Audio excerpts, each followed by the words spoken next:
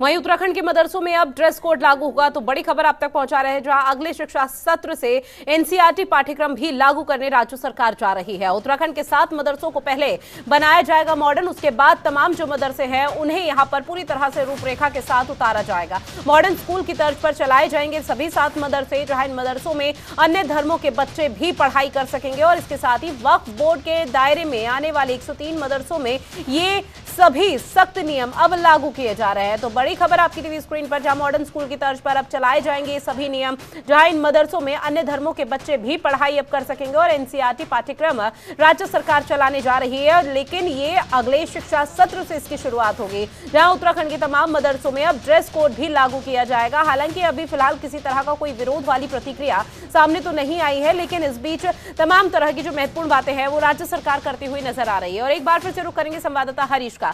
हरीश, उत्तराखंड के तमाम मदरसों में अब ड्रेस कोड लागू किया जाएगा और अगले शिक्षा सत्र से यहाँ पर एनसीईआरटी पाठ्यक्रम लागू हो जाएगा। किस तरह की जानकारी पहले तो क्या कुछ मिल रही है, और ऐसे में हम लगातार देख रहे थे जब मदरसों का सर्वे की प्रक्रिया यहाँ पर चलाई गई थी उत्तर प्रदेश में, तो तमाम जो विरोधी स्वर थे वो उठते हुए नजर आ रहे थे। अब इस तरह का उत्तराखंड राज्य सरकार ने एक महत्वपूर्ण फैसला लिया है, तो क्या अभी भी विरोधी स्वर उठ रहे हैं या फिर शांत? देखिए, तो सरकार की मंशा है कि समानता लाई जाए, चाहे वो शिक्षा हो या तमाम चीजें हों, यहाँ पर समानता लाने की बात सरकार की तरफ से की जा रही है। और निश्चित तौर पर जैसे कि आपने भी कहा कि चाहे उत्तर प्रदेश हो या उत्तराखंड हो, यहाँ पर हालांकि विरोध किया गया था उत्तर प्रदेश में, लेकिन उत्तराखंड में इस तरह की स्वर नहीं देखे गए। लेकिन जब से वक्फ बोर्ड के अध्यक्ष की जिम्मेदारी शादाब खान से निभाई है, लगातार परिवर्तन देखने को मिल रहा है। जिस तरह से उन्होंने जो यहाँ पर चिन्हित भी तमाम जो मदरसे हैं उनको किया था, इसके बाद अगर बात करें तो कहीं न कहीं सरकार की मंशा भी है कि अब समानता यहाँ पर लाई जाए, किस तरह से यहाँ पर जो शिक्षा नीति है उसको यहाँ पर लागू किया जाए, इस तरफ भी सरकार काम कर रही है। लेकिन दूसरी तरफ हम मदरसों की अगर बात करें तो मदरसों को यहाँ पर और जो ड्रेस कोड है वो दिया जा रहा है। इसके साथ ही सीधे तौर पर सरकार की मंशा है कि यहाँ पर समानता लाई जाए और जो शिक्षा संस्थान है उसे बहुत इजी किया जाए, बहुत सरल से किया जाए। और यही कारण है कि अब जो सदस्य हैं, जो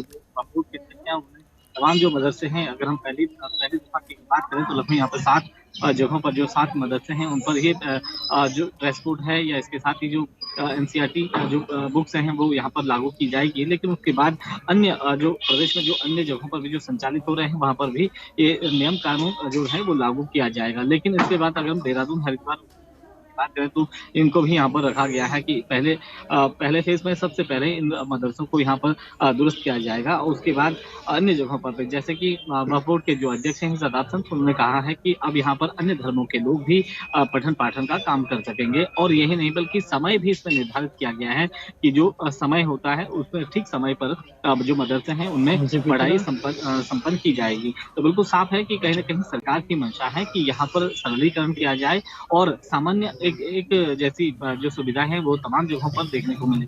बिल्कुल हरीश, जिस तरह से आपने जानकारी दी कि समानता को लेकर यहाँ पर राज्य सरकार कई तरह के महत्वपूर्ण कदम उठा रही है, लेकिन जो अभी देश में हालात यहाँ पर बन रहे हैं दोनों धर्मों को लेकर, और इसमें मानसिकता किस तरह से चरम पर पहुंची हुई है दोनों धर्मों की, वो साफ तौर पर देखने को मिल रही है। लेकिन सरकार के सामने ऐसा नहीं लगता कि एक बड़ी चुनौती है, क्योंकि जो हिंदू धर्म के लोग हैं वो तो स्कूल ही जाएंगे, लेकिन हिंदू धर्म के लोगों को एक बार फिर से मदरसों में एनसीईआरटी पाठ्यक्रम बेशक से शुरू हो जाएगा, लेकिन अपने बच्चों को अभिभावक क्या वहां भेज पाएंगे? अभिभावकों के सामने चुनौती, लेकिन राज्य सरकार के सामने एक बहुत बड़ी चुनौती है।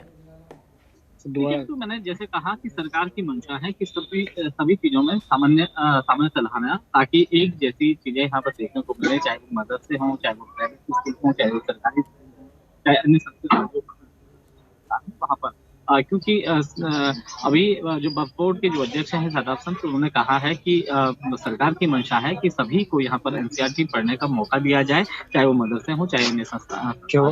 लेकिन अगर हम बात करें तो यहाँ पर एक नई चीज ये भी देखने को मिल रही है कि अब अन्य धर्मों के जो लोग हैं वो भी मदरसों में पढ़ाई कर सकते हैं। यानी कि कुल मिला के जो तालीम है वो अब यहाँ पर मजहब को नहीं बल्कि यहाँ पर शिक्षा को ज्यादा महत्व दिया जाएगा। जो शिक्षा है वो यहाँ पर अब धर्म से नहीं बल्कि पठन पाठन से जोड़ा जाएगा। तो निश्चित तौर पे बिल्कुल साफ है कि सरकार की मंशा भी रही है पहले से ही, और ऐसे में अब जो वक्फ बोर्ड के अध्यक्ष हैं शादाब खान, उन्होंने बिल्कुल साफ कर दिया है कि अब मदरसों में भी यहाँ पर टाइम शेड्यूल किया जाएगा, टाइम के आधार पर, यानी कि समय तय किया जाएगा सुबह से लेकर के, और जो दोपहर तक जो शिक्षा होती है, जो पठन पाठन वो किया जाएगा। उसके साथ ही अब ड्रेस कोड भी इसमें लागू किया जाएगा। साथ ही एनसीईआरटी की जो किताबें हैं वो भी मदरसों में पढ़ाई जाएंगी। अब देखना तो ये होगा कि किस तरह से जो अन्य हैं, वो अपने बच्चों को यहाँ पर शिक्षा के लिए या तालीम के लिए भेजते हैं या नहीं, ये तो जी। आने वाला वक्त बताएगा। लेकिन बहरहाल यहाँ पर जो पहल है वो काफी कहीं न कहीं सराहनीय है।